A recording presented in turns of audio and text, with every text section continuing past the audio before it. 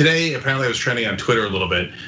So why did that happen? Because I earned the ire of these diverse group of folks: the establishment, Bernie Sanders supporters, K-Hive, that's Kamala Harris supporters, and the right wing. So how did I pull it off? And does that mean I'm wrong or right?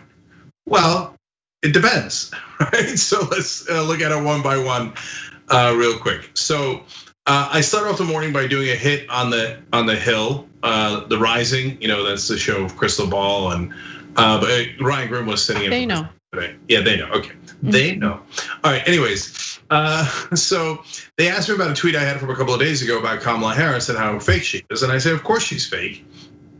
And look, all these politicians are fake. When Kamala Harris does that laugh, like she doesn't mean any of it. It's just to avoid criticism. Like when she was on the Colbert show, and Colbert's like, you said this on the debate stage, and now you're saying Biden's awesome. And she's like, it was just a debate. She said that 3 times, laughing that same way. Nails on a chalkboard. So if you think that's authentic, you're wrong and you don't know politics, so that's okay. And so now at the same time, I give credit to Kamala Harris for doing a great job of fighting on some of the civil rights issues and the police abuse issues today in the Senate. Why? Because I'm not on any team, I'm not a part of a tribe. I actually analyze the news and I give her credit where credit is due and call her out when she needs to be called out. Is she the most progressive possible pick for VP? Of course not. So, all right, there goes, when that's posted later on Twitter, there goes K-Hive. So, how could you cannot ever criticize our dear leader. I'll never understand rabid Kamala Harris fans. It's like rabid Klobuchar fans. How could you be rabid about it? It's vanilla. It's the most milquetoast thing in the world. Like, okay, I gotta jump in already. No, look, Klobuchar. There's nothing really redeeming about Klobuchar. She's super fake, by the way.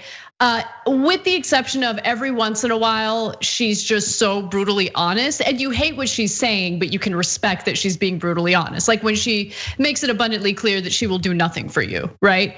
I hate that, but I also respect it. With Kamala Harris, though, she definitely does have strengths that I don't think Klobuchar does have. Kamala Harris, when she is in like the right mood, the right mindset, can like tear someone apart. And I particularly appreciate that. Like when she's debating someone or when someone is testifying in the Senate and she gets her opportunity to ask the questions. She does really well there. So I get why people like her, especially if you're not, knee deep in progressive politics and that doesn't interest you as much. Just seeing how Kamala Harris performs on a surface level is appealing, and I'll admit that. So go ahead. Okay, all right, God bless. Like I said, she's got upsides. And we're fair about that. I wouldn't get passionate about it, but I hear your defense of that. Okay, so if I was like the rest of the folks on Twitter, you're canceled, Anna. You disagreed with me. Okay. Anyway, so and then in the midst of that interview, I said, "Look, guys, they asked me who should be the VP pick, and I said I would love for it to be Nina Turner or Barbara Lee." But that's not gonna happen on planet Earth. There's a 0% chance of that. So that means the most progressive person left is Elizabeth Warren. And yeah, she drove me crazy with endorsing Hickenlooper. That's the race today. That's insane. I don't know why she did that. It's totally wrong. But at the same time, she endorsed Jamal Bowman and Charles Booker and made a difference in those races.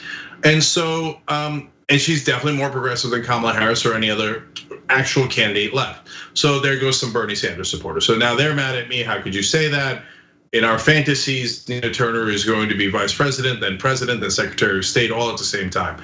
I love that fantasy, but it's not gonna happen. And you're wrong. And if you think it is gonna happen, you just don't know enough about politics. So now I'm the bad guy there. So those guys are swarming against me.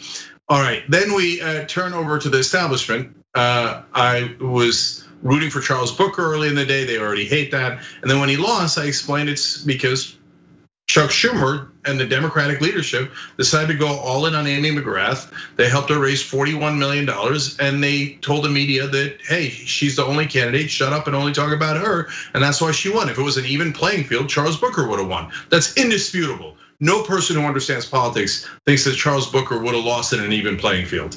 And so, there goes the establishment, heads exploding. Oh, how could you? You're dividing us. You should just, all progressives should suffer all of our injustices and then they say, gracious in your loss. Yeah, I mean, how long are people? Oh yeah. On Twitter, I love people urging you to be gracious. Like, oh please, right? F off, please. Right. Yeah, like I was just, No one in this moment in time in the United States is gracious about anything. Gracious is not in our culture. I hope at some point it's valued and it's brought back. But we see the way that political discourse unfolds on Twitter, and there's nothing gracious about it. So please, okay, keep going. And so the last one, I tweeted that Trump might use health as an excuse if he's going to drop out, and I said there's a very good chance. There's a real chance that he could drop out. Oh, and then goes the right way. I mean, heads popping off, right? Oh, where'd you get that from? You fake news. There's no way he can drop out. You can't cite one source that says that. Fox Business, Gasparino on Fox Business broke the story yesterday. And then they talked about it on Fox News afterwards. In fact, we're gonna talk about it a little bit here with Lou Dobbs responding to it. And take your beef up with Fox Business. So I happen to think all those points of view are perfectly reasonable. Otherwise, I wouldn't have said them. And I think if you're watching, you probably think, yeah, I might not agree perfectly here or there, but they're reasonable points of view. But on Twitter, that gets you rage from every quarter because you're not allowed to be reasonable. You have to be in one tribe and you have to be in that tribe 100%. And then you have to turn off your brain. And then that tribe will love you on Twitter and the rest of the tribes will hate you. And that's how it goes. And I refuse to play that game. So sad day for everyone. Okay, I have so much to say. So first, let me just preface it by saying there are certain points that I disagree with you on. I'll get to that in just a second. But the one main theme here that I do agree with you on is what you're experiencing on Twitter. And yes, it absolutely has become, I guess, tribal, if you want to describe it that way, where not only do you have to be completely pure in your analysis and literally tell people things that aren't even true or you don't even believe just so they don't come after you. But I feel like people in independent media specifically, because it's tough out there, have to constantly find ways to stand out, right? Or to be like the king progressive or the king conservative or the queen progressive, whatever it is. And so they're constantly like trying to outdo one another in how extreme they are in their ideology and how unwavering they are in their progressivism, conservatism, or establishment love, whatever it is.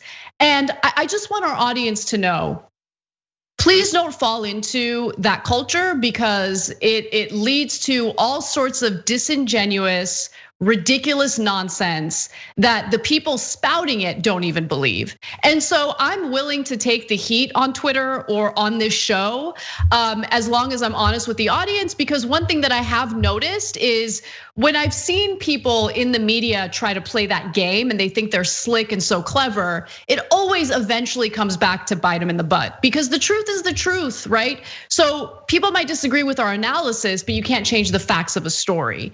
And that's important to keep in mind.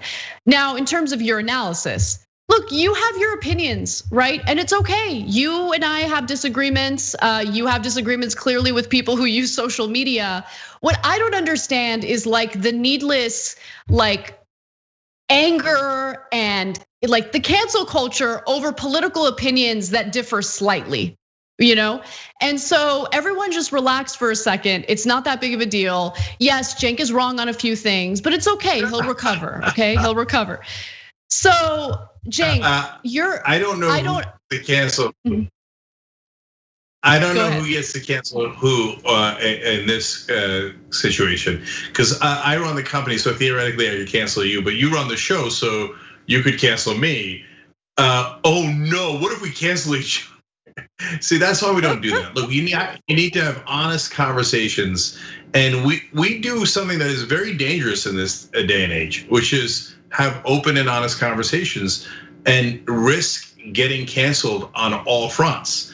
And so folks are not allowed to step 1% outside of what certain folks believe. And you could be totally within the confines of one group and be 10% outside the confines of another group and they want you canceled, 25% outside the confines of another group and they want you canceled. And it's the cancel wars, right? And we go into that minefield and we brazenly give our actual honest opinions. So, I mean, this is normally a post game for just the members, and you guys keep us in business, and we love you for it. And we try to provide a forum for people who not only agree with us and fight for progressive ideology, because that is sorely needed, but we also give room for people who disagree with us all the time. So Benjamin Dixon is going to be on the show later. He and I had a difference of opinion on the framing of defund the police. By the way, later I became convinced he was right, and now I support his position. That's called an open mind. I know, previously unimaginable in America. Now everybody has to have their mind set and never change it. But we just refuse to play that game. Anyway, that's the long story of why I'm trending and why everybody can attack you. And you still, even if you're not exactly right, and everybody has disagreements, are still perfectly reasonable. So be brave, have the courage to have your real opinions. Okay. Yeah. Okay. I can't help myself though. I got to tell you where I disagree with you. Look, I get that you think that Warren is the progressive choice, right? I at this point definitely question that. I don't think any of the possible VP picks are all that progressive. I think what she did in endorsing Hickenlooper was gross to say the least, especially as Romanoff has been doing really well in the polling. So it's not as if like, oh, Hickenlooper is gonna get it. At this point, let me just come in like she usually does and endorse the person who's gonna win. She decided to endorse Hickenlooper at the worst possible time, and she has horrible, horrible, horrible political instincts. We've seen that over and over and over again, especially when she decided to pivot toward the establishment during the primaries when her progressive messaging was actually doing really well and she was leading with it. Anyway, so there's that. There's her political instincts. I question her progressivism. But one other thing that I wanted to mention is I don't think that she would have that much of an impact as the VP anyway, but that's my speculation. But the final thing I'll bring up to you, Cenk, is put progressive politics aside and just focus on which VP pick would actually help Biden beat Donald Trump. Do you really think that Warren would do better than Kamala Harris would at this moment in time? I don't know if that's true. I think that Kamala Harris is probably a little more appealing to the Democratic electorate than Elizabeth Warren is. So I could be wrong. Yeah, you think that I slightly irrationally like Elizabeth Warren too much. I think you slightly irrationally dislike Elizabeth Warren too much. Look, I grant you that you think that about me. I'm telling you, I think that about you. Okay. Like so, here I'll give you a good example. Okay, I hated what she did in endorsing Hickenlooper, and then people like in the Warren camp are like, Cenk, what are you doing? I'm giving my real opinion because everyone assumes if you have to be in a camp and never disagree. I retweeted something Kamala Harris did the other day, which I thought was brilliant. They're like, why are you retweeting? I'm not saying the Warren camp, just generically, folks on Twitter. Why are you retweeting Kamala Harris? I thought you criticized her yesterday. Yes, I did. And today she did something good, so I retweeted it. Okay, so it's really not that complicated. In the case of Hickenlooper, okay, she did the wrong thing. Well, why didn't Bernie endorse Romanoff? He didn't. You wanna know why? Because he likes Chuck Schumer too much. And so Chuck Schumer says Hickenlooper's the guy, so Bernie doesn't endorse Romanoff. Why didn't AOC endorse Romanoff? Okay, here we go, drama, right? Okay, she didn't because she thought he was down by too much and she didn't want to hurt her winning percentage. Okay, now you want to talk? Let's talk. That's real. No, but here's the thing, Cenk. So that's what you just shared is news to me, right? And yeah, that's bad. That's bad, especially given the reasoning that you just mentioned behind the decision not to endorse Romanoff. But not endorsing Romanoff and not endorsing Hickenlooper is still a lot better than going on the record to endorse Hickenlooper, who is an absolute darling of the private healthcare industry. Right. And look, I've given my reasons for why I critique Warren. It's not that I dislike her as a person, right? It isn't about that. It's about her political instincts, everything from the whole Native American debacle to pivoting her entire platform as soon as her campaign was infused with former Obama aides, to just decisions that she's made when it comes to endorsements. She's made bad decisions and bad choices, which have led to me questioning what her political ideology really is. Is she a genuine progressive, or did she try to seize a moment where progressivism was popular among Democratic voters, and then she decided to switch gears later when she thought it probably wasn't working for her? I don't like the Obama-esque way that she's carried herself over the last 4 years, where she claims to be the strong progressive, but a lot of times she doesn't walk the walk. That's all I'm saying. It's not that I dislike her as a person. I don't know her as a person. Yeah. No, your position's well stated. And some of your critiques I wholeheartedly agree with. Nonetheless, she's still the second most progressive senator. So thanks for watching the Young Turks. Really appreciate it. Another way to show support is through YouTube memberships. You'll get to interact with us more. There's live chat emojis, badges. You've got emojis of me, Anna, John, JR. So those are super fun. But you also get playback of our exclusive member-only shows and specials right after they air. So all of that, all you gotta do is click that join button right underneath the video. Thank you.